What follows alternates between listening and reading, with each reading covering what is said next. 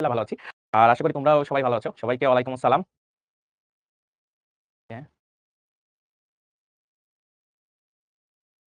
আচ্ছা, অনেকে কিন্তু বলছো যে তোমরা ঠিকঠাক মতো আসলে শুনতে পাচ্ছ। ঠিক আছে? মোটামুটি অনেক যে থিওরিটা তোমাদেরকে পড়াবো সাথে, সাথে প্র্যাকটিক্যালি দেখাবো। বাট এখন জিনিসটা হলো কি, তুমি তো একেক দিন একেকটা থিওরি পড়বা। সব যখন শিখে যাবা তখন পূর্ণ একটা প্রোগ্রাম তোমাকে দিলে তুমি যে প্র্যাকটিস করবা সেটার জন্য তোমাদের একটা ডেডিকেটেড ক্লাস থাকবে। এরপরে আসে যে ভাইয়া আমরা তো ভালো কথা আপনি বলছেন, জীবনে যাবা। এরকম অনেক, অনেক শুধুমাত্র ১ টা ২ টা জানলেই তো হবে না। আর কি মানে প্যাটার্ন আছে। কারণ আমার ভার্সিটি ফ্রেন্ডরা ছিল। আমরা আজকে ক্লাসগুলো শুরু করব। আশা করি আমাদের এই কোয়ার্টারে পুরো জার্নি জুড়ে খুব মজা হবে। আ ভাল লাগবে। এটাকে প্রধানত বা মূলত যেটাই বলি না কেন ৩ টা ভাগে ভাগ করতে পারি। ঠিক আছে? আমাদের যে আমাদের মেইন তো মনে করো যে কম্পিউটার ডিভাইস পড়ি। ইন্টারপ্রেটার এটা আসলে কাজ কি? ঠিক আছে? ইন্টারপ্রেটার এটা আসলে কাজটা আসলে কি? সেটা একটু আমরা জানার চেষ্টা করব। তারপরে হলো সি প্রোগ্রামিং এর হাতেখড়ি। আজকে থেকে আমরা একটু থিওরিটিক্যালি ঢুকা শুরু করব। নেক্সট ক্লাস বা পরের ক্লাস থেকে হয়তো আমরা প্র্যাকটিক্যালি জিনিসগুলো করব। আবার একজনের লিখছে হ্যাপি বার্থডে টু ইউ ভাইয়া। দেখো এই এখন আমি কি বলব বলো? আজকে হলো হিরণময় দাদার বার্থডে কিন্তু সে আমাকে জন্মদিনের শুভেচ্ছা দিয়ে দিয়েছে। এখন কি আমি এই জন্মদিনের শুভেচ্ছা আমি নিব নাকি তার কাছে ট্রান্সফার করব? তোমরা আমাকে একটু জানাও। ঠিক আছে? পড়ি বা যেকোনো কম্পিউটার নিয়ে কাজ করি। আমাদের মেইন তো মনে করো যে কম্পিউটার ডিভাইস বা ডিজিটাল ডিভাইস নিয়ে কাজ করা বেশি। তো আমাদের ১ম এ জানতে হবে কম্পিউটার সংগঠন এটা আসলে বলতে কি বোঝায়? সাধারণত হার্ডওয়্যারকে বোঝানো হয়। ঠিক আছে? এখন আমরা এটাকে প্রধানত বা মূলত যেটাই বলি না কেন ৩ টা ভাগে ভাগ করতে পারি। ঠিক আছে? আমাদের যে সংগঠনকে ৩ টা ভাগে ভাগ করতে পারি। একটা হলো প্রক্রিয়াকরণ অংশ, একটা ইনপুট, আরেকটা হলো আউটপুট। এটাও কিন্তু তোমাদের কাছে যে ডিভাইসগুলো আছে সেগুলোর ক্ষেত্রেও সত্য। ঠিক আছে? জিনিসটা কেমন? ধরো তোমার কাছে একটা বাটন ফোন আছে। এখন বাটন ফোনের যেই বাটনগুলো আছে সেখানে তুমি বিভিন্ন ধরনের ইনপুট দাও না? বিভিন্ন ধরনের ইনপুট দাও। তারপর ধরো তুমি ডায়াল করো বা তুমি ধরো ২০ বছর আগের ঘটনা বা ধরো ১০ বছর আগের ঘটনা। বাটন যে ফোনগুলো ছিল নোকিয়া সেখানে তুমি ধরো গেমস খেলতা। সেখানে কি হতো? সেখানে ধরো এগুলি হতো যে তুমি ইনপুট দিয়ে বিভিন্ন ধরনের গেম খেলতা। এখন এই যে গেমের ভিতরে যে প্রক্রিয়াকরণের যে অংশটা সেইটা হলো তোমার এই যে প্রক্রিয়াকরণ অংশ হতো। আউটপুটটা কিভাবে আসতো? ডিসপ্লের মাধ্যমে। তাহলে এইটা দেখবে যতগুলো ডিজিটাল ডিভাইস আছে এই ৩ টা জিনিস থাকে। ঠিক আছে? এই ৩ টা জিনিস কিন্তু থাকে। একজন জিজ্ঞেস করে ভাই এটা কত অধ্যায়? ভাই এটা ৫ম অধ্যায়। ঠিক আছে? ৫ম অধ্যায়। তুমি যদি তোমার বইয়ের অধ্যায় সম্পর্কে না জানো তাহলে তো হলো না ভাই। ঠিক আছে? একটু অধ্যায় সম্পর্কেও জানবা। তাহলে ভালো লাগবে। বুঝতে পারছো? তুমি যদি এরকম হয় যে না শুধুমাত্র আমাকে যা পড়াই যাইতেছে কিন্তু বইয়ের কোথায় কি আছে সেটা আমি জানি না। পরীক্ষার আগের দিন হঠাৎ করে তুমি তোমার বন্ধুকে জিজ্ঞেস করবা। সবাই ধরো পড়াশোনা করে শেষ করে ফেলছে। তুমি তোমার বন্ধুকে ফোন দিয়ে জিজ্ঞেস করবা, "এই বন্ধু কালকে কি পরীক্ষা?" এরকম যারা ঘটনা ঘটায় ফেলতে করতে পারবা। নাহলে তোমার অবস্থা খারাপ। ওকে। আমরা তাহলে বলতে পারি যে ৩ টা অংশ থাকে। প্রক্রিয়াকরণ অংশ, ইনপুট, আউটপুট। এখন এই জিনিসের আবার কয়েকটা ইউনিট আছে। দেখো আমার এখানে ইনপুট নেওয়ার একটা যন্ত্র আছে। যেখান থেকে আমরা ইনপুট নিতে পারি। ঠিক আছে? একটা কম্পিউটার কি হতে পারে? কিবোর্ড হতে পারে। ঠিক আছে? কিবোর্ড, মাউস হতে পারে। যেমন আমরা এখানে যদি লিখে দেই কিবোর্ড, ঠিক আছে? ধরো কিবোর্ড, তারপর মাউস হতে পারে। আউটপুটে কি হতে পারে? ধরো মনিটর, ঠিক আছে? মনিটর। সিপিইউ আছে, সেন্ট্রাল প্রসেসিং ইউনিট বা সিপিইউ যেটাই ধরো না কেন। এখন এই সিপিইউ তে আবার মনে করো কয়েকটা খন্ডে আমরা বিভক্ত করতে পারি। কি, কি খন্ড হতে পারে? একটা হলো কন্ট্রোল ইউনিট, একটা হলো অ্যারিথমেটিক লজিক ইউনিট, আরেকটা হলো মেমোরি ইউনিট। ঠিক আছে? এখন একটা জিনিস দেখো, কন্ট্রোল ইউনিট মানে কি? কন্ট্রোল ইউনিট মানে হলো কখন কোন কাজটা হবে সে ডিসাইড করে। কোন কাজটা আগে করা উচিত, কোন কাজটা পরে করা উচিত সেই জিনিসটা কন্ট্রোল ইউনিটের কাজ। অ্যারিথমেটিক লজিক ইউনিট মানে কি? অ্যারিথমেটিক মানে কি? গণিত রিলেটেড কিছু একটা বা গাণিতিক। তো তোমাদের মনে করো বিভিন্ন ধরনের ক্যালকুলেশন করা, এই কাজটা সে হ্যান্ডেল করে। মেমোরি ইউনিট কি কাজ করে? তুমি যে কাজটা করতেছো সেটা তো মেমোরিতে কোথাও সেভ করা আছে। ঠিক আছে? সেভ করা আছে। তাই সেভ জিনিসটা কখনো সে সেভ করে রাখে অথবা অনেক সময় এটা হয় সেভ করা জিনিস তোমার কাছে আবার ফেরত দেয়। যে তুমি এখন এটাকে এডিট করো বা এখান থেকে কিছু একটা জিনিস করো। ঠিক আছে? ওই জিনিসগুলো একটু দরকার। একজন জিজ্ঞেস করছে নোট করব কিনা ভাইয়া? এখান থেকে একটু নোট করা যেতে পারে। কিছু, কিছু অংশ নোট করতে পারে। যেমন এখানে একটা জিনিস বলছে কি মাইক্রো কম্পিউটার সংগঠনকে আমরা ৩ টি অংশে ভাগ করতে পারি। ঠিক আছে? এটা একটু নোট করে ফেলো যে ৩ টা অংশ কি, কি? প্রক্রিয়াকরণ অংশ, ইনপুট, আউটপুট। আবার প্রক্রিয়াকরণ অংশে আবার কি, কি আছে দেখো? প্রক্রিয়াকরণ অংশে আবার ৩ টা জিনিস আছে। সেই ৩ টা জিনিস কি? Control unit, arithmetic logic unit, memory unit. এই ৩ টা আবার কোনটার মধ্যে আছে? এই প্রক্রিয়াকরণ অংশের মধ্যে আছে। ঠিক আছে? সিপিইউ দিয়ে আমরা করতেছি। তার মানে সিপিইউ বা প্রক্রিয়াকরণ অংশকে আবার ৩ টা ভাগে ভাগ করা যায়। ঠিক আছে? এটা একটু বলব। হ্যাঁ, কতটুকু অংশ পড়ানো হইছে? আমরা কেবলমাত্র শুরু করছি। ঠিক আছে? মজা করে পড়াচ্ছি তোমাদের। যাদের নোট করার এই ৩ টা অংশের নাম লিখে রাখতে পারো প্রক্রিয়াকরণ অংশ, ইনপুট। আমরা এটার মধ্যে আসলে মেইন জিনিসগুলো রাখি। বলতে পারো তোমরা। এখন এই জিনিসটা কে, কে দেখছো এরকম বক্সের মতো কেসিং সহ? এই জিনিসটা কে, কে দেখছো তোমাকে আমাকে একটু জানাও তো? প্রক্রিয়াকরণ অংশ যা, যা আছে সেটা কিন্তু থাকে নরমালি। ঠিক আছে? এখন এর সাথে যদি তুমি একটা ইনপুট ডিভাইস যোগ করে দাও। কি করে দাও? Input device. ঠিক আছে? ইনপুট ডিভাইস যদি এখানে একটু যোগ করে দাও, জিনিসটা কি? ইনপুট ডিভাইস হতে পারে তোমার কিবোর্ড। কিবোর্ড থেকে তুমি আমাকে পাঠাইছো। এই ছবিটাকে আরেকটু ফর্সা করে দাও। ঠিক আছে? এই ছবিটাকে আরেকটু দারুণ করে দাও। ধরো তোমাদের সেই কুদ্দুস। ঠিক আছে? এখন কুদ্দুস আছে তাকে আরো খুব এডিট করে সুন্দর করে দিতে। তার মানে তুমি ইনপুট দিচ্ছ। সিপিইউ সেই জিনিসটাকে প্রসেস করে। এখন প্রসেস করে তারপরে তোমার আউটপুট ডিভাইস কোনটা? তোমার সেই মনে করো যে ডিসপ্লেতে দেখতে পাও যে কুদ্দুস অনেক সুন্দর হয়ে গেছে। ঠিক আছে? তো এই জিনিসটাই মূলত তোমাদের মেক্সিমাম ডিজিটাল ডিভাইসে দিতে হয়। ঠিক আছে? আমরা যদি সামনের দিকে যাই। একজনে জিজ্ঞেস করছে ভাই সিপিইউ ফুল ফর্ম কি? Central processing unit. ঠিক আছে? তুমি জিজ্ঞেস করছো তোমার যাও। তোমার জন্য আমি লিখেও দিলাম। ঠিক আছে? সেন্ট্রাল এটাকে আমরা বাংলায় বলি কেন্দ্রীয় প্রক্রিয়াকরণ অংশ। ঠিক আছে? ওকে, আমরা যদি সামনের দিকে যাই। এখন এখানে কি দেখা আছে? যে বিভিন্ন, বিভিন্ন প্রোগ্রামের ভাষা। ও তোমরা জিজ্ঞেস করছো যে কুদ্দুস কে ভাইয়া? কুদ্দুস একজন মনে করো যে মনে করো বিখ্যাত একজন ব্যক্তিত্ব। ঠিক আছে? যিনি আমার ক্লাসে নতুন শিক্ষার্থী আছে তারা হয়তো কুদ্দুসকে খুব ভালো এখানে কি দেওয়া আছে তোমরা যদি একটু দেখো। বলা আছে কম্পিউটারে দিয়ে কোন কাজ করাতে হলে তাকে বিশেষভাবে নির্দেশ দিতে হয়। তোমরা এটা জানো যে আমি যদি একটা ফোনে কোন জিনিস করতে যাই তাহলে আমাকে কিন্তু নির্দেশ দিতে হয়। যে তুমি এই প্রোগ্রাম থেকে ওই প্রোগ্রামে যাও।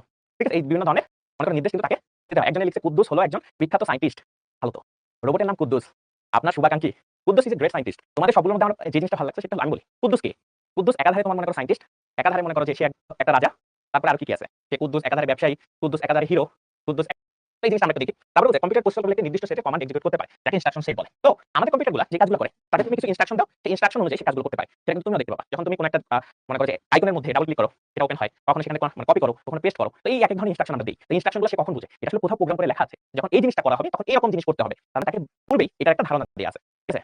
ওকে, এই জিনিসটা কিন্তু বুঝতে হবে। তো আমাদের বিভিন্ন ইনস্ট্রাকশন তাকে দিয়ে দিতে হয়। তো এটাই আসলে প্রোগ্রামের বিভিন্ন খেলা। যে আমি তাকে যে পরিমাণ ইনস্ট্রাকশন দিব, সে সেইভাবে কাজগুলো করবে। ওকে, ঠিক আছে? আমরা তাহলে একটু যাই, সামনে যাই। এখানে কি দেওয়া আছে? দেখো। এখন তোমাদের অনেকের কাছে প্রশ্ন থাকে যে আমরা আসলে বিভিন্ন ধরনের ভাষা শিখি। ঠিক আছে? বিভিন্ন ধরনের ভাষা শিখি। ধরো ইংরেজি শিখতে পারি, বাংলা শিখতে পারি, উর্দু শিখতে পারি, তারপরে হিন্দি শিখতে পারি, তারপরে জাপানিজ শিখতে পারি, স্প্যানিশ শিখতে পারি। বিভিন্ন ধরনের ভাষা শিখি। তো ভাষার কিছু কি বিষয় আছে? যে কিছু শব্দ দিয়ে সেই ভাষাকে প্রকাশ করা যায়। কিছু বর্ণ দিয়ে সেই ভাষাকে প্রকাশ করা হয়। বা কিছু সংকেত দিয়ে সেই ভাষাকে কিন্তু প্রকাশ করা হয়। ঠিক আছে? তুমি বাংলায় যেভাবে 12 লিখো, সেটা ইংলিশ হয়ে যায় 12। তেমনি তুমি যদি চাইনিজে লিখো, সেটা আমি আসলে হয়তো পারব না। চাইনিজে তারা কি লিখে আমিও জানি না। কিন্তু তারাও কিছু একটা লিখে। তার মানে শব্দ, বর্ণ, অঙ্ক, সংকেত এই ৪ টা জিনিস কিন্তু থাকে। ঠিক আছে? এই ৪ টা জিনিস নিয়েই আসলে আমাদের একটা প্রোগ্রামিং ল্যাঙ্গুয়েজ তৈরি হয়। এবং এই প্রোগ্রামিং ল্যাঙ্গুয়েজটা তুমি বুঝতে পারতেছো ডিজিটাল ডিভাইসে তাকে বোঝানোর জন্য, ডিজিটাল ডিভাইসগুলোকে বোঝানোর জন্য আমরা ব্যবহার করি আরকি। আশা করি বুঝতে পারছো। এখন আমাদের এই প্রোগ্রামিং ল্যাঙ্গুয়েজে কিছু ধারণা নেওয়া তো দরকার যে কি প্রোগ্রামিং ল্যাঙ্গুয়েজ প্রধানত আছে। তার মধ্যে যেটা ইম্পোর্টেন্ট সেটা হলো যে 1945 সাল থেকে শুরু করে এখন পর্যন্ত কয়েকশো প্রোগ্রামিং ল্যাঙ্গুয়েজ আছে। এত প্রোগ্রামিং ল্যাঙ্গুয়েজ আছে যার হয়তোবা অনেকগুলোর নাম আমি নিজেও জানি না। নতুন বিভিন্ন জায়গা থেকে প্রোগ্রামিং ল্যাঙ্গুয়েজ রয়েছে। এটা কিন্তু রয়েছে। আরেকজন লিখেছে যে কুদ্দুস তো মারা গেছে ভাই, তাই না? কিন্তু তোমরা হয়তো জানো না এই কোয়ার্টারে তোমাদের জন্য কুদ্দুস 2.0 ঠিক আছে? কুদ্দুস 2.0 সে কিন্তু চলে আসছে। ঠিক আছে? কুদ্দুস 2.0 ঠিক আছে? কুদ্দুস 2. এর সাথে কথাগুলো বলবে। ঠিক আছে? ওকে।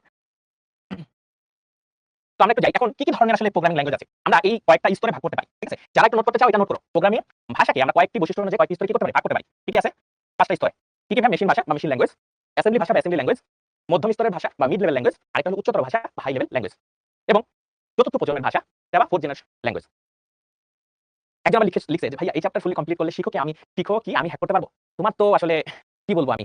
তোমার তো উদ্দেশ্য খারাপ। যার উদ্দেশ্য খারাপ তাকে তো শেখানো যাবে না। তুমি শিখো কি হ্যাক করে ফেলতে চাইতেছো? ওকে, ওকে তাহলে আমরা একটু সামনের দিকে যাই। তাহলে আমি মেশিন ভাষা, অ্যাসেম্বলি ভাষা, মধ্যম স্তরের উচ্চ ছাত্র প্রজন্মের ভাষা। ঠিক আছে? একটা জিনিস মনে রাখবা। এই ২ টা হলো লো লেভেল ল্যাঙ্গুয়েজ। ঠিক আছে? এটা মনে রাখবা low level language. Low level language. এইখান থেকে হাই লেভেল ল্যাঙ্গুয়েজ শুরু হয়। উচ্চতর ভাষা থেকে এগুলো হলো হাই লেভেল ল্যাঙ্গুয়েজ। এখন প্রশ্ন আসে, একটা ক্লাসে শিখিয়েছিলাম যে লো লেভেল ল্যাঙ্গুয়েজ হলো এই ২ টা। এখন সে আমাকে বলতেছে স্টুডেন্টরা, ভাইয়া তাহলে লো লেভেল ল্যাঙ্গুয়েজ মানে কি এটা কি নিম্ন জাতের? তোমার কি মনে হয় যে এই ২ টা কি নিম্ন জাতের? ঠিক আছে? তোমরা আমাকে এটার উত্তর দিও তো। এই ২ টা মানে কি আসলে নিম্ন জাতের? লো লেভেল ল্যাঙ্গুয়েজ মানে কি আসলে নিম্ন জাতের? তোমাদের কাছে কি মনে হয়? অনেকে বলতেছে না, না, না। আচ্ছা তাহলে আমার প্রশ্ন হলো যে এইগুলিকে লো লেভেল ল্যাঙ্গুয়েজ কেন বলা হয়? কারণ লো লেভেল ল্যাঙ্গুয়েজ এই কারণে বলা হয়, মেশিন এসব ভাষা দ্রুত বুঝতে পারে। মেশিন এসব ভাষা ভাষা পারে। ঠিক আছে? তাহলে লো লেভেল ল্যাঙ্গুয়েজ গুলা মানে হলো এগুলি একদম মনে করো মেশিনের ভাষার কাছাকাছি। মেশিন খুব সহজেই এটাকে ধরে ফেলতে পারে বা এই ভাষা তার কাছে খুব সহজে বুঝতে পারে। এই ধরনের ভাষাগুলোকে লো লেভেল ল্যাঙ্গুয়েজ বলে। কখনো এটা আবার কাউকে বইলো না যে মেশিন ভাষা ভাইয়া শিখাইছে লো লেভেল ল্যাঙ্গুয়েজ তার মানে মেশিন ভাষা অ্যাসেম্বলি ভাষা হলো নিম্ন জাতের ভাষা। আর এই বাকি যেগুলো মনে করো প্রোগ্রামিং ভাষা আছে সেগুলো উচ্চ জাতের ভাষা। ভাইয়া ওই জাত-পাত এখানে আসে না। এটা আসলে লো লেভেল ল্যাঙ্গুয়েজ বলতে বোঝায় এটা আসলে মেশিন দ্রুত বুঝতে পারে বা এই মেশিন ভাষা দ্রুত বোঝা সক্ষম। ঠিক আছে? একজন বলছে গান বলেন, তুমি গান বলো আমাকে। ওকে। তো আরেকটা জিনিস বলছে যে মানুষের জন্য কোন ভাষাটা একটু সহজ? এটা হাই লেভেল ল্যাঙ্গুয়েজ গুলা। মিড লেভেল ল্যাঙ্গুয়েজ থেকে যত উপরের দিকে যাবো মানুষের জন্য লিখা সহজ। যারা প্রোগ্রামার তারা এই ধরনের ভাষাগুলোতেই নরমালি লিখে। কারণ মানুষের জন্য এগুলি সহজ। ঠিক আছে? ওকে, সামনে যাই। তারপর এই যে ঠিক আছে, যারা আমার ক্লাসে আজকে নতুন করতেছো তোমাদের জন্য এই যে দেখো, এই যে কুদ্দুস 2.0 এটা তোমাদের জন্য নিয়ে আসি। দেখছো?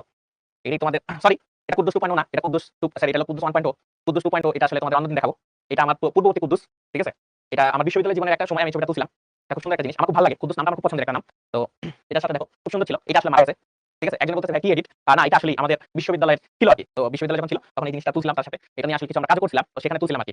ঠিক আছে? এটা কুদ্দুস 1.0 বাট যারা বিগত কোয়ার্টারে ছিল তারা জানো এটা আসলে মরে গেছে। কেন মরে গেছে? কারণ সে দুঃখে মারা গেছে। এখন এই দুঃখ কে দিয়েছে সেটা আমরা জানি না। কিন্তু সে আসলে আত্মহত্যা করছে। সে মারা গেছে। কিভাবে আত্মহত্যা করছে? সে আসলে নরমালি তাকে তো চার্জ দেওয়া হয়। সে বলছে যে, "না, আমি আজকে থেকে আর কোন ধরনের চার্জ নিব না।" তো দেখা গেছে তার আসলে চার্জ না নিতে সে অসুস্থ হয়ে পড়ে এবং অসুস্থ হওয়ার একটা সময় পরে সে আসলে নাই হয়ে যায়।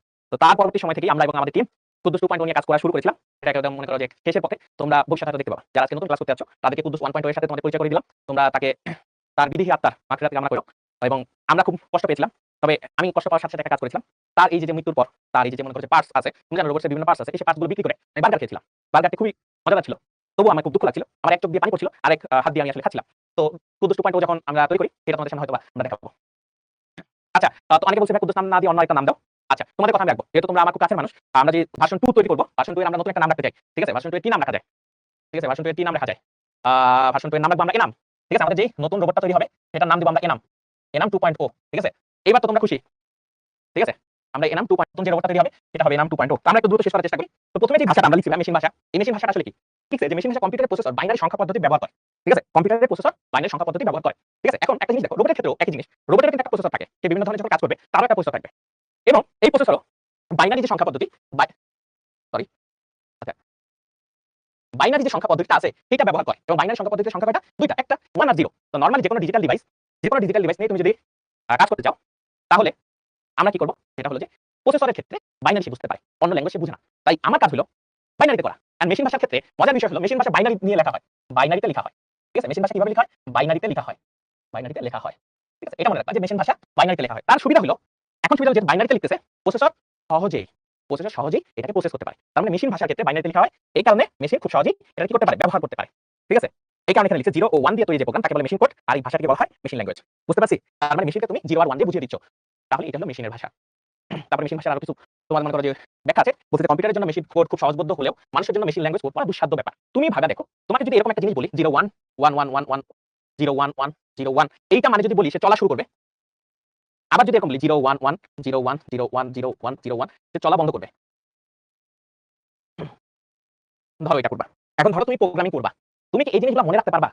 তুমি কতগুলো মুখস্থ করবা? এটা কি তোমার আসলে মুখস্থ করা আসলে সাধ্য আছে? কতগুলো মুখস্থ করবা? তুমি সর্বোচ্চ 10টা ইনস্ট্রাকশন মুখস্থ করতে পারবা, 20টা মুখস্থ করতে পারবা, ধরে নিলাম 100টা মুখস্থ করতে পারলা। কিন্তু তোমার রোবটটাকে বা তোমার কম্পিউটারকে আরো ভালোভাবে বোঝানোর জন্য হাজার হাজার ইনস্ট্রাকশন মুখস্থ করা লাগবে। তখন দেখা গেল যে মানুষ আসলে করতে পারতেছে না। একটা লিমিটেশন তৈরি হইতেছে। ঠিক আছে? এই কারণে আসলে মেশিন ল্যাঙ্গুয়েজটা ব্যবহার করা একটু কষ্টসাধ্য। ঠিক আছে? মেশিন ল্যাঙ্গুয়েজটা ব্যবহার করা কি কষ্টসাধ্য। এটা কিন্তু আমার মাথায় রাখতে হবে। এই কারণে এটা খুব ভালো একটা পয়েন্ট বলছে যে এটা মানুষের পক্ষে বোঝা একটু কষ্টকর। তারপর বলছে যে কম্পিউটার প্রোগ্রামিং সব বিভিন্ন প্রসেসর ইনস্ট্রাকশন সেট যেটা তোমাদেরকে আমি মাত্র দেখালাম যে বিভিন্ন ধরনের ইনস্ট্রাকশন থাকে। তারপর ইনস্ট্রাকশন সেট সহজ এই জিনিসগুলো দেখলে তুমি পারবা। তো ইনস্ট্রাকশন সেটগুলো মনে রাখাটা একটু টাফ। ঠিক আছে? তো মানে এই যে জিনিসগুলো মনে রাখা। কিন্তু ইনস্ট্রাকশন সেট যদি আমাকে বলে দেয় তাহলে আমার জন্য একটু ইজি হয়ে যায়। একজন লিখছে রোবটের নাম দেন তালম্যান। তোমাদের যেটা মন চায় তোমরা রাখতে পারো। ঠিক আছে? ওইটা হলো বেসিক নাম হলো ভার্সন 2। তোমরা তার আগে যেই নাম লাগাই নিতে চাও তোমাদের সেই স্বাধীনতা দেওয়া হলো। ঠিক আছে? তো আমরা জিনিস বললাম। তো এখানে বলছি ইনস্ট্রাকশন সেটে কিছু সহজ ইনস্ট্রাকশন যদি আমি দিয়ে দেই তাহলে হয়তো আমার ইউজ করাটা যাবে। ধরো যে আমাকে 10টা 20টা ইনস্ট্রাকশন দিয়ে দেওয়া হয়েছে। চলতে গেলে এটা মুখস্থ করতে হবে, বন্ধ করতে হলে এটা মুখস্থ করতে হবে, কপি করতে হলে এটা করতে হবে। তো এই বিষয়গুলো যদি আমার মনে করে দেয় কয়েকটা সহজ ইনস্ট্রাকশন দিয়ে দেয় তাহলে আমার জন্য ব্যবহার করা যাবে। বাট এটা আসলে মানুষের জন্য ব্যবহার করা খুবই কঠিন ছিল তখনকার সময়। আচ্ছা, এখানে একটা জিনিস মনে রাখবা, কোন ভাষায় লিখিত প্রোগ্রামের জন্য অনুবাদের প্রয়োজন হয় না। এটা আসলে তোমরা ধরতে পারো কিনা একটু আমাকে জানাও, নাহলে আমি বলব।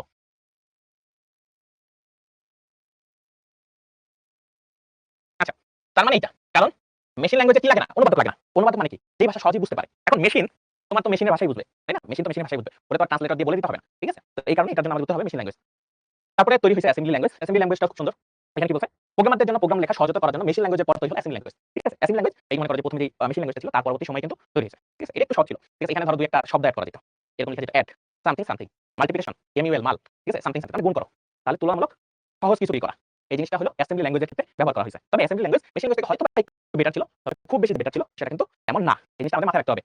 তবে একটা জিনিস মনে রাখবা, অ্যাসেম্বলি ল্যাঙ্গুয়েজ লেখা কোডকে আগে মেশিন কোডে রূপান্তর করতে হয়। দেখছো এখানে একটা কথা বলছে।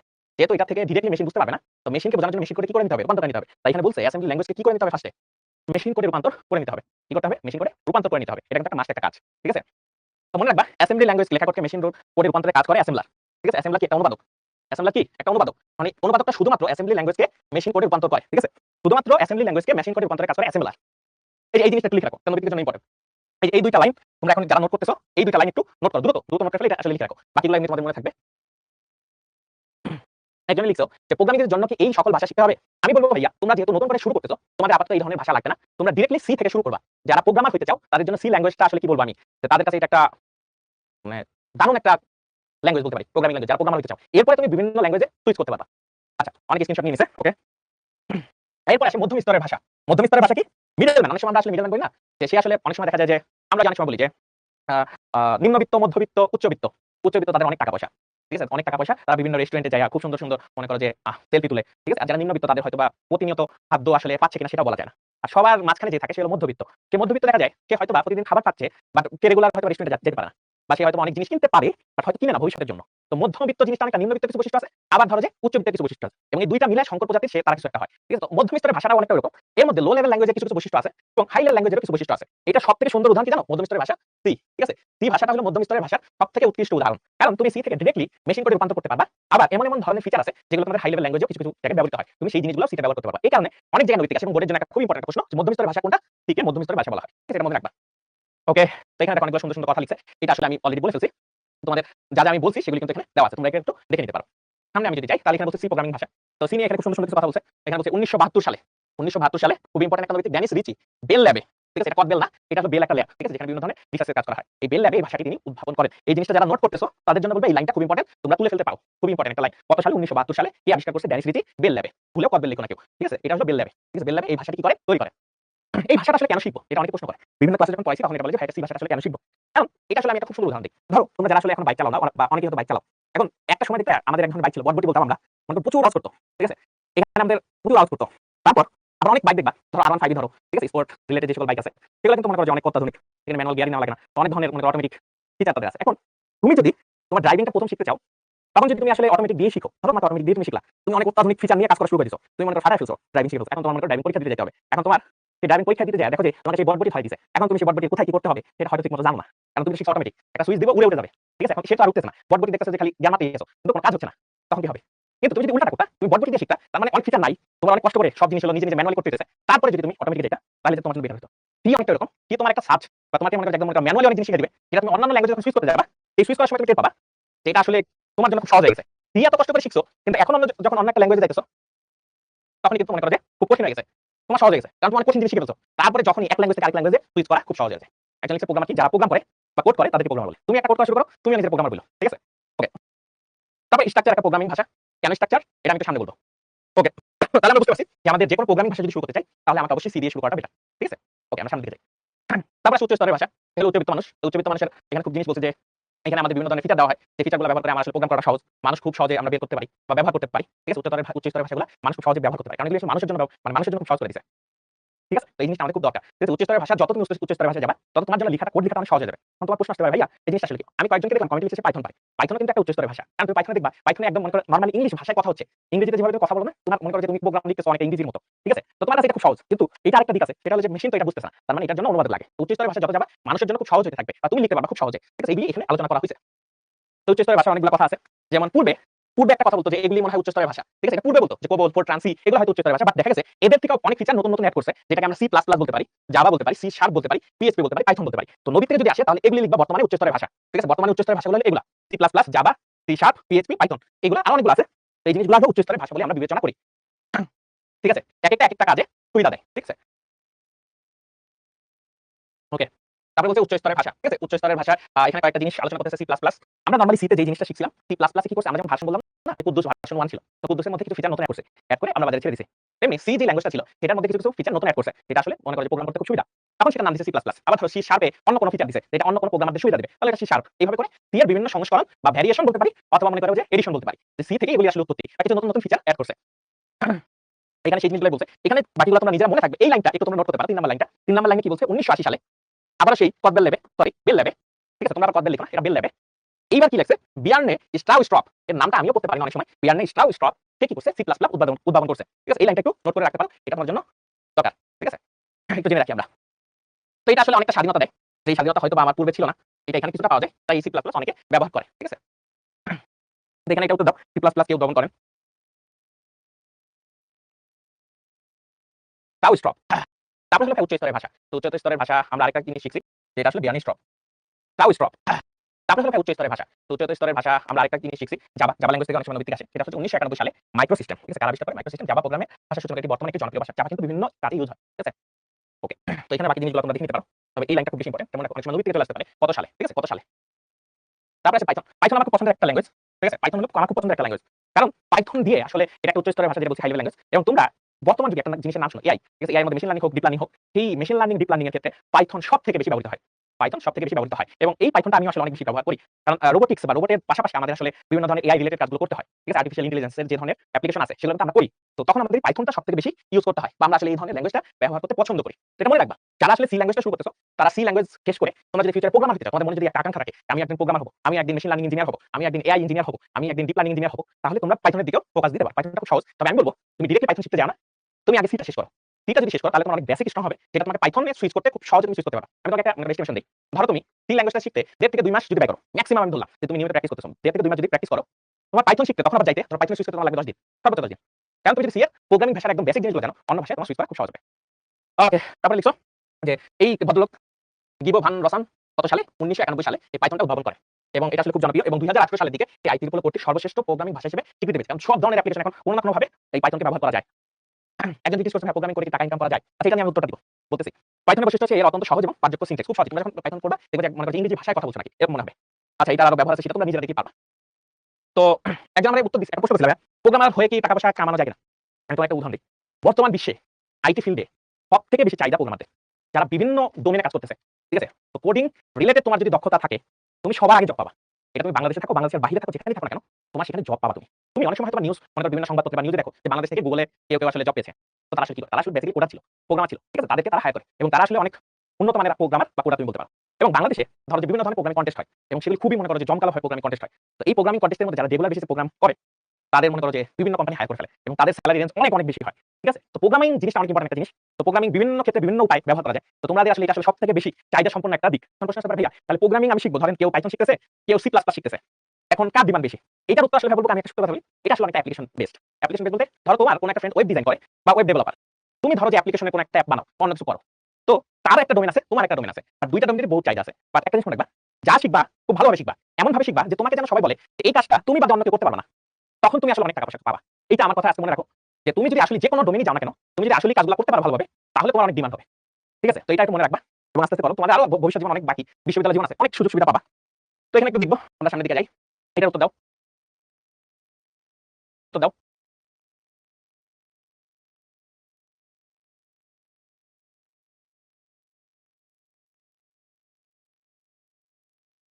ওকে, তাহলে আমি বলছিলাম মেশিন লার্নিং এর সাথে সবসময় কার সম্পর্ক? পাইথনের সবথেকে বেশি সম্পর্ক। অন্যান্য কিছু ল্যাঙ্গুয়েজ দিয়ে কিছু কাজ করা যায়। সবথেকে বেশি ইউজ করা হয় পাইথন। তার মানে এটা হবে বি নাম্বারটা। ঠিক আছে? পাইথন।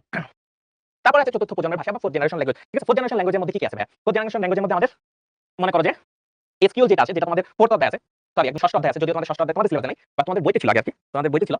সেটাকে আসলে আমরা ফোর্থ জেনারেশন ল্যাঙ্গুয়েজ বলি। ঠিক আছে? ডেটাবেস ম্যানেজ সিস্টেমের সাথে। এছাড়া ফোর্থ জেনারেশন ল্যাঙ্গুয়েজ কোনগুলা? যেখানে গ্রাফিক্যাল ইন্টারফেস ব্যবহার করা হয়। ঠিক আছে? গ্রাফিক্যাল ইন্টারফেস ব্যবহার করে প্রোগ্রাম করা হয়। এত সহজ বানায় ফেলছে, আগে তো কোড লিখতে হইতো। এখন কোডও লিখা লাগে না। একটা বক্স নেয়, ধরো একটা ডায়াগ্রাম, তারা এখানে এনে বসায় দেয়। আবার এখান থেকে একটা ডায়াগ্রাম এনে এখানে বসায় দেয়। তার মানে গ্রাফিক্যাল ইন্টারফেস ইউজ করে কোড করে ফেলে। মানে যত মানুষের কাছাকাছি সহজ করে ফেলতেছে। মানে আগে তো লিখে লিখে কোড করা লাগতো, ওইটা লাগে না। এখন ডায়াগ্রাম থাকে, একটার পর একটা ডায়াগ্রাম বসায় বসায় একটা কোড বানায় ফেলে। ঠিক আছে? এটা তখন হলো আর চতুর্থ প্রজন্মের ভাষা বা ফোর্থ জেনারেশন ল্যাঙ্গুয়েজ গুলো আমরা বলি এই ধরনের ল্যাঙ্গুয়েজে।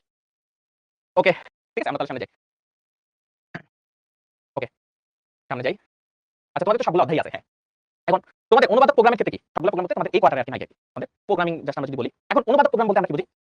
অনুবাদক ক্ষেত্রে সেটা আমাদের কি? অনুবাদক হলো যে আমরা বলতেছিলাম যে মেশিনের ভাষায় রূপান্তর করে দেওয়া। ঠিক আছে? এখানে একটা কথা বলছে যে প্রোগ্রামের ভাষা উৎস বা সোর্স প্রোগ্রামকে বস্তু প্রোগ্রামে পরিণত করা হয় তাকে অনুবাদক প্রোগ্রাম বলা হয়। এখানে একটা জিনিস বলি। ফার্স্টে আছে সোর্স প্রোগ্রাম কি? ঠিক আছে না? Source programme. এইটার উত্তরটা আগে দিয়ে নেই। প্রোগ্রামার যা লিখে, ঠিক আছে? প্রোগ্রামার যা লিখে সেটাকে আমরা সোর্স প্রোগ্রাম বলি। তাহলে আবার প্রশ্ন আসে তাহলে অবজেক্ট প্রোগ্রাম কি? ঠিক আছে? অবজেক্ট প্রোগ্রাম কি? তাহলে অবজেক্ট প্রোগ্রাম জিনিসটা আসলে কি তোমাদের একটা প্রশ্ন থাকতে পারে। অবজেক্ট প্রোগ্রাম হলো অনুবাদ করার পর, অনুবাদ করার পর যা তৈরি হয় তাকে অবজেক্ট প্রোগ্রাম বলে। ঠিক আছে? অনুবাদ করার পর যে জিনিসটা তৈরি হয় সেটাকে আমরা অবজেক্ট প্রোগ্রাম বলতে পারি। অবজেক্ট প্রোগ্রামে ডিরেক্টলি আসলে তখন মেশিন চালাতে পারে। ঠিক আছে? এই জিনিসটা আমাদের কাজ করে। একজন লিখছে ডাবিং করে। হ্যাঁ, ডাবিং করে সে অনুবাদক না? অনেকটা ওরকমই। এখন মেশিনকে বোঝানোর জন্য যে ডাবিং করে, ধরে নাও সে হলো অনুবাদক। ঠিক আছে? তো ৩ ধরনের অনুবাদক আমাদের সবথেকে বেশি প্রচলিত। এটা আসলে নোট করে তোমরা যারা নোট করতেছো তারা নোট করে ৩ ধরনের অনুবাদক প্রোগ্রাম আছে। কি কি আছে ভাই? কম্পাইলার আছে, ইন্টারপ্রেটার আছে, অ্যাসেম্বলার আছে। অলরেডি আমরা অ্যাসেম্বলার শিখে ফেলছি। শুধুমাত্র অ্যাসেম্বলি ল্যাঙ্গুয়েজ থেকে মেশিন কোডে রূপান্তর করা, সেটাই আসলে অ্যাসেম্বলারের কাজ। এরপরে ইন্টারপ্রেটার, কম্পাইলার নিয়ে তোমাদের একটু জানানো। ওকে, তাহলে কম্পাইলার কি কাজ করে ভাই? যে অনুবাদক প্রোগ্রাম হাই লেভেল ল্যাঙ্গুয়েজে লেখা সম্পূর্ণ প্রোগ্রামটিকে একসাথে পায় এবং একসাথে অনুবাদ করে তাকে কম্পাইলার বলে। কম্পাইলার কি করে? তুমি যে কোডটা লিখছো, সেই কোড পুরাটা সে একবারে পড়বে।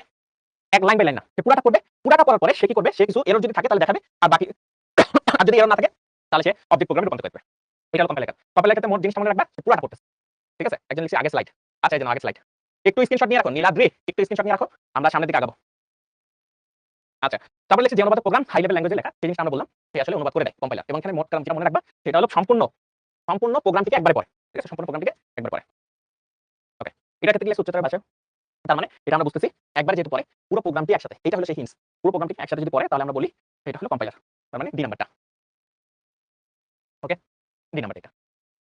এটা হলো সে লাইন বাই লাইন পড়ে। সে পড়ে লাইন বাই লাইন। ঠিক আছে? এটা হলো তার একটা বৈশিষ্ট্য। ইন্টারপ্রেটার পড়ে লাইন বাই লাইন। এটা মনে রাখবা। সে পড়ে কি ভাই? Line by line. Line by line compiler পুরাটা পড়তো, পুরাটা পড়ে বলে এই যে তুমি এখানে ভুল করছো। আর ইন্টারপ্রেটার হলো লাইন বাই পড়বে। একটা লাইন শেষ করে তারপরে সে মনে করে প্রোগ্রাম করে। আবার একটা লাইন শেষ করে তারপরে আবার জিনিসটা করে। তাহলে তুমি বুঝতে পারছো কম্পাইলার একবার করে ফেলে আর এটা হলো লাইন বাই লাইন করে। ঠিক আছে? লাইন বাই লাইন করে যদি একটা ভুল পায় সে থেমে যায়। এভাবে হলো ইন্টারপ্রেটারের কাজটা পরিচালিত হয়। ঠিক আছে? আমরা একটু সামনের দিকে যাই। এখানে দেখো ইন্টারপ্রেটার আর কম্পাইলারের কিছু পার্থক্য আছে। তোমরা একবার একটু চোখ বুলায় নাও, জিনিসগুলো তোমরা বুঝতে পারবে না। দেখো এখানে কি দেওয়া আছে? সম্পূর্ণ প্রোগ্রামটিকে একসাথে অনুবাদ করে কম্পাইলার। ইন্টারপ্রেটার কি করে? এক লাইন করে অনুবাদ করে। আবার কম্পাইলার দুটো কাজ করে। কম্পাইলার কেন কাজ করে দ্রুত? এখানে একটা জিনিস লিখছে, ইম্পর্টেন্ট জিনিস। কম্পাইলার দুটো কাজ করে। কারণ একবারে সে কাজটা করে ফেলে। আর ইন্টারপ্রেটার ধীরে কাজ করে কেন? সে লাইন বাই লাইন করতে চায় বারবার। সবগুলো ভুল একসাথে প্রদর্শন করে। কারণ একবারে সে করে। আর এই হলো প্রতিটি লাইনের ভুল প্রদর্শন করে এবং ভুল পাওয়া মাত্রই কাজ বন্ধ করে দেয়। ঠিক আছে? এটা ইন্টারপ্রেটারের অসুবিধা। কারণ কি বলছে ভুল ত্রুটি দূর করার ক্ষেত্রে সময় বেশি লাগে। কারণ এটা বারবার করতে হয়। ঠিক আছে? ভুল খুঁজতে হয়। ভুল খুঁজে আবার যখন কম্পাইল করতে হয় তখন দেখা যায় যে আবার কোথাও এক জায়গায় ভুল আছে। এটা আসলে ভুল ত্রুটি বা ডিবাগিং করতে এটাকে যদি আমরা সুন্দর করে লিখি ডিবাগিং করতে আরকি। ভুল ত্রুটি করাকে আমরা আসলে ডিবাগিং বলি। ডিবাগিং মানে কি? ভুল ত্রুটি দূর করা। ঠিক আছে? আর এটা ক্ষেত্রে একটু দ্রুত কাজ করে। কারণ লাইন বাই লাইন করতেছি। ওই লাইন তো ভুল সংশোধন হয়ে গেলে আমাদের তো আর মনে করো যে ওই লাইন নিয়ে আর চিন্তা করার দরকার পড়ে না। ওকে। তারপর কি বলছে? বড় ধরনের কম্পিউটারে বেশি ব্যবহৃত হয়। এটা মনে রাখবা। বড় ধরনের কম্পিউটারে বেশি ব্যবহৃত হয়। ইন্টারপ্রেটার সাধারণত ছোট কম্পিউটারে বেশি ব্যবহৃত হয়। কেন ছোট কম্পিউটার বেশি ব্যবহৃত হয়? কারণ এটা লাইন বাই লাইন করে, তো মেমোরি অত বেশি লাগে না। কিন্তু কম্পাইলার তুলনামূলক মেমোরি বেশি লাগে। ঠিক আছে? এবং এটা প্রসেস করতে একটু টাইম মনে করো কম লাগে, এটা তো বেশি লাগে বললাম। এই কারণে এটা আসলে একটু ভারী, এটা একটু মনে করো হালকা। মেমোরিতে জায়গা কম নেয় আরকি। তাই ছোট কম্পিউটারগুলোতে ইন্টারপ্রেটার সাধারণত ব্যবহার করা হয়। তো তোমাদের আর বাকি জিনিসগুলো তো তোমাদের অলরেডি বলছি। এগুলো তোমরা দেখলে বুঝবা, আই গেস। এখানে লিখছি ইন্টারপ্রেটার ক্ষেত্রে পুনরায় রূপান্তরের প্রয়োজন হয়। আবার কম্পাইল করার পর দ্বিতীয়বার কম্পাইল করার প্রয়োজন হয় না। ঠিক আছে? একবার যদি কম্পাইল করে ফেলো, সে যদি ঠিকঠাক মতো থাকে, তাহলে আমাদের এটা ঠিকঠাক আছে। ঠিক আছে? ওকে। তারপরে আছে অ্যাসেম্বলার। অ্যাসেম্বলার অলরেডি আমি শিখাই ফেলছি। যখন আমরা অ্যাসেম্বলি ল্যাঙ্গুয়েজ পড়াইছিলাম, তখন কিন্তু অ্যাসেম্বলার জিনিসটা সেটা কিন্তু আমি বলে দিয়েছি। একজন প্রশ্ন করছে interpreter is better then compiler, right? আচ্ছা জিনিসটা এমন না। ঠিক আছে? একেকটা একেক কাজের জন্য ব্যবহৃত হয়। তবে কম্পাইলার বেশি ব্যবহৃত হয়। ঠিক আছে? ইন্টারপ্রেটার হলো ছোট কম্পিউটার জন্য ব্যবহৃত হয় বেশি। ঠিক আছে? হ্যাঁ, বিভিন্ন ধরনের বিভিন্ন সুবিধা আছে। ওকে। তারপর আসলে প্রোগ্রামের সংগঠন। একটি প্রোগ্রামের মনে করো যে আমাদের আসলে যখন আমরা প্রোগ্রাম লিখি, তখন কিছু জিনিস থাকে। ঠিক আছে? যে গঠন, তারপর মনে করো ছোট, ছোট অংশের গঠন, তারপরে একটির সঙ্গে অন্যটি পারস্পরিক সম্পর্কে প্রোগ্রাম সংগঠন বা স্ট্রাকচার বলা হয়। তার মানে একটার সাথে আরেকটার যাতে আমাদের সম্পর্ক থাকে। যখন আমরা প্রোগ্রামের ক্ষেত্রে একটা জিনিস লিখতে পারি আমরা, ধরো যে ইনপুট এক জায়গা থেকে আমরা ইনপুট নিব। ঠিক আছে? আমরা ইনপুট নিব। কোডের মধ্যেও কিন্তু আমাদের এই জিনিসটা ঘটে। তারপরে কি হয়? প্রসেস করতে হয়। ঠিক আছে? প্রসেস একটা অংশ থাকে। তারপর আরেকটা অংশ কি থাকে? ধরো আউটপুট। সব জিনিস তো করে ফেললাম। লাস্টে তো আমার টার্গেট হলো আউটপুট দেখানো। তো আমরা সেই আউটপুট দেখাই। ঠিক আছে? এই জিনিসগুলাই আমাদের কিন্তু মাথায় কাজ হয়। ঠিক আছে? সেই জিনিসটা আমাদের মাথায় রাখতে হবে। ওকে। এখন আসি ৩ টা জিনিস। Input, processing, output. ঠিক আছে? Input, processing, output. তো এখানে দেখো আমাদের ২ টা ইনপুট আমি নিছি। এই দেখো আমাদের ২ টা ইনপুট নেওয়া। ঠিক আছে? আবার দেখো এখানে কি দেওয়া? এখানে প্রসেস হইতেছে। A আর B যোগ করে C তে রাখো। তারপরে তুমি কি করো? প্রিন্ট করো। ঠিক আছে? এটা আসলে C হবে। এখানে A লিখে ফেলছে। এটা আসলে C হবে। ঠিক আছে? এখানে C হবে। এটাকে কি করতে বলছি? প্রিন্ট করতে বলছি। তার মানে এটা আউটপুট আকারে দেখাও। তার মানে এই ২ টা যোগ করে ১১০ দেখাও। কত দেখাবে এখানে ধরো? ধরো দেখাবে ১১০। ঠিক আছে? ২ টার যোগফল ১১০। এই যে তোমাদের একটা প্রোগ্রামের সংগঠন এইভাবেই কাজ করে। এই জিনিসটা মাথায় রাখতে হবে। এখন একজনে লিখছে ভাইয়া কম্পিউটার তো দ্রুত এবং ইন্টারপ্রেটার ধীরে কাজ করে। এখন আমি তো সেটাই বললাম ভাইয়া। কম্পাইলার তো দ্রুত কাজ করবে। কারণ কম্পাইলার তো একবারে করে ফেলে। ইন্টারপ্রেটার তো ধীরে, ধীরে কাজ করে। ঠিক আছে? আমরা এখানে যেহেতু লিখছি, তুমি মনে হয় জিনিসটা ধরতে পারো নাই। এখানে দেখো কম্পাইলার দ্রুত কাজ করে। এই দেখো কম্পাইলার দ্রুত কাজ করে, ইন্টারপ্রেটার ধীরে কাজ করে। তুমি হয়তো জিনিসটাকে ভালোমতো দেখো নাই। এই জিনিসটা মাথায় রাখো। ওকে। দেখো, তাহলে আমরা সামনের দিকে যাই।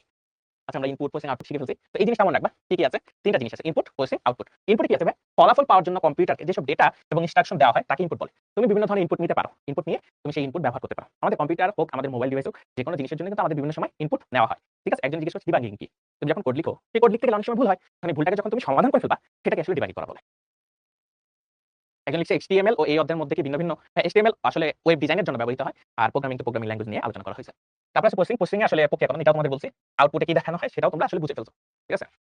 ওকে। তারপর কি আসে ভাইয়া? প্রোগ্রাম তৈরির ধাপসমূহ। ঠিক আছে?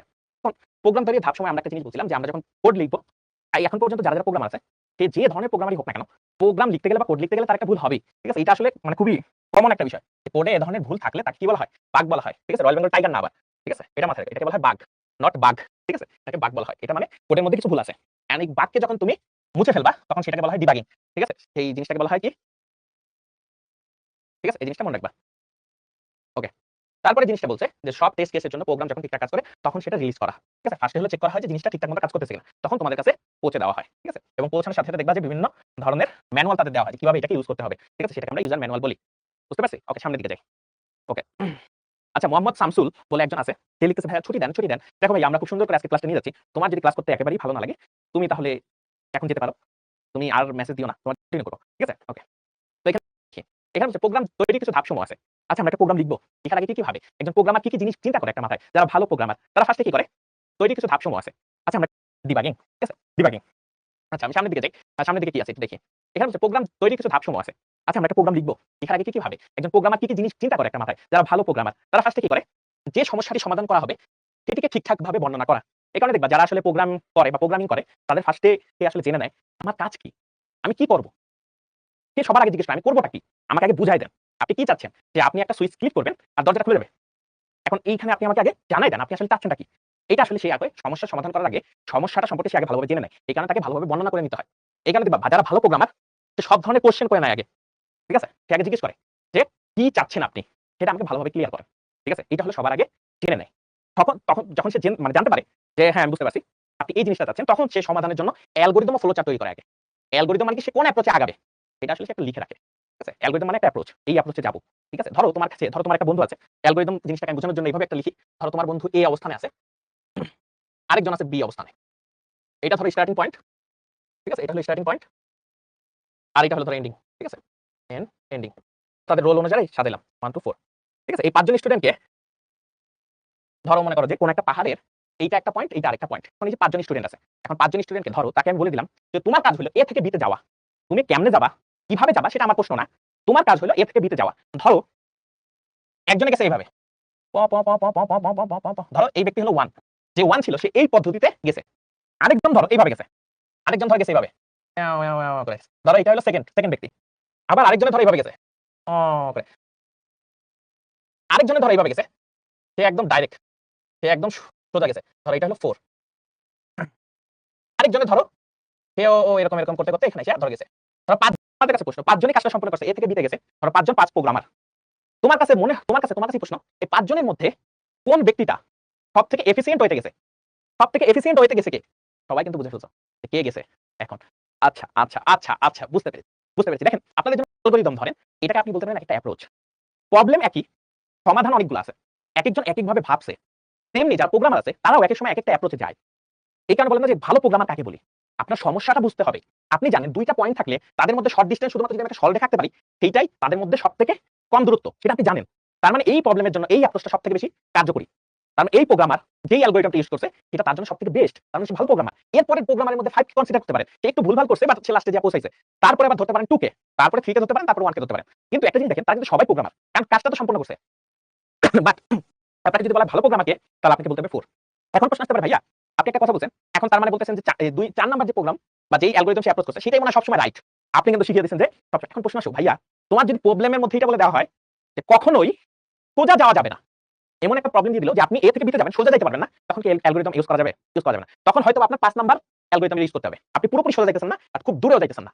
এটা কিন্তু পুরোপুরি জিনিসটা আপনার উপর ডিপেন্ড করে। এবং কি ধরনের সমস্যা আপনি সমাধান করতেছেন সেইটার উপর ডিপেন্ড করে। আশা করি বুঝতে পারছেন। এটাই হলো একটা অ্যালগরিদম। অ্যালগরিদম মানে মনে রাখবেন অ্যাপ্রোচ। আপনি একটা সমস্যা কিভাবে সমাধান করবেন সেটাকে আপনি একটা লিখিত আকারে লিখতে পারেন বা আপনার মাথায় থাকতে হবে যে এই পদ্ধতির পরে আমি এই পদ্ধতিতে যাব, এই লাইনের পরে এই লাইনে যাব। এটাকে আসলে অ্যালগরিদম বলে। বুঝতে পারছেন? আর ফ্লো চার্ট কি? আপনি এই যে অ্যালগরিদমটা বিভিন্ন পদ্ধতি অবলম্বন করে যাচ্ছেন সেটাকে যদি একটা চিত্রায়িত করেন, একটু পেইন্টিং করেন। ঠিক আছে? আপনি যদি একটু পেইন্টিং করেন তাহলে সেটাকে ফ্লো চার্ট বলা হয়। ঠিক আছে? তার মানে আপনি একটা নকশা বানায় ফেলছেন। এই জায়গা থেকে সেখানে যাব, এই জায়গা থেকে সেখানে যাব। সেটাকে একটা ফ্লো চার্ট বলা হইতেছে। এখন আপনার পুরো প্রবলেম আপনি বুঝে ফেলছেন। আপনি একটা অ্যাপ্রোচ বানায় ফেলছেন। আপনি এখান থেকে এখানে লাফ দিবেন, ওখান থেকে ওখানে লাফ দিবেন। লাফ দিয়ে যে এখানে সমস্যাটা সমাধান করবেন। যখন সব শেষ তখন আপনি যেটা করবেন সেটা হলো কোড করা শুরু করবেন। এখন আপনি হলো কোড করা শুরু করবেন। এখন আপনার কাজ হলো কোড করা। এতক্ষণ পর্যন্ত আমি সবকিছু শিখে ফেলছি। আমি একটা অ্যাপ্রোচ বানায় ফেলছি। এখন আমি কোড করব। এখন প্রশ্ন কোডও করেছি। তার মানে আমার অনেক শেষ। এমন না।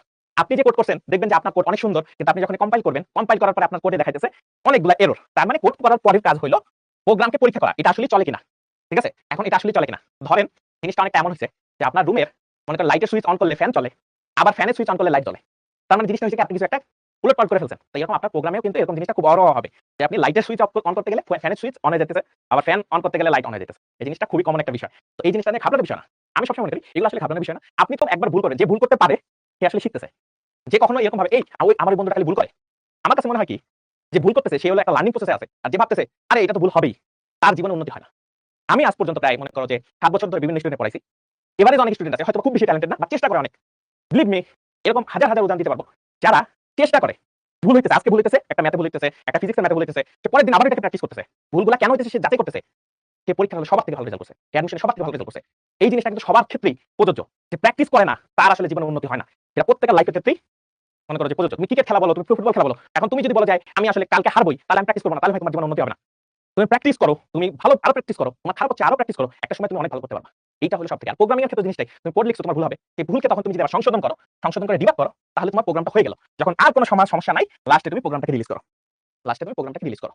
এবং রিলিজ করে দেখো এই জিনিসটা আসলে হয় কিনা। ঠিক আছে? সেই জিনিসটা কাজ করতেছে। এই যে প্রসেসের মধ্যে দিয়ে যাচ্ছে, সেই প্রসেসের মধ্যে দিয়ে একজন প্রোগ্রামার প্রোগ্রাম করে থাকে। একজন হচ্ছে ভাইয়া আপনি কি প্রোগ্রামার?